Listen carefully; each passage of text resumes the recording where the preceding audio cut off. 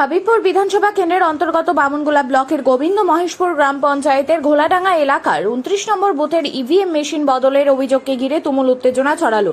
একাংশ গ্রামবাসীদের অভিযোগ, নির্বাচন শেষে একটি 4 চাকার গাড়িতে করে ওই বুথে দুটি ইভিএম মেশিন নিয়ে যাওয়া হচ্ছিল, কিন্তু সেই গাড়ি থেকে সন্দেহজনকভাবে আরও অতিরিক্ত দুটি অব্যবহৃত ইভিএম মেশিন উদ্ধার হয়েছে।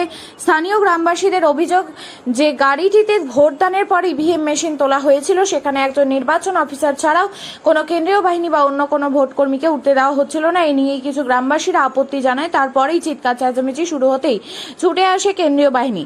এরপর ঘটনার খবর জেনে ওই এলাকায় পৌঁছায় হাবিবপুরে বিজেপি প্রার্থী জুয়েল মুর্মু।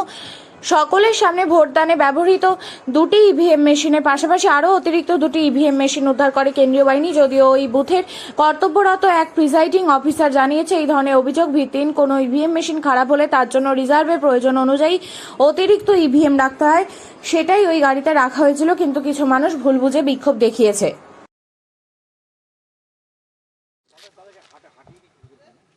রানিং করতে হতো।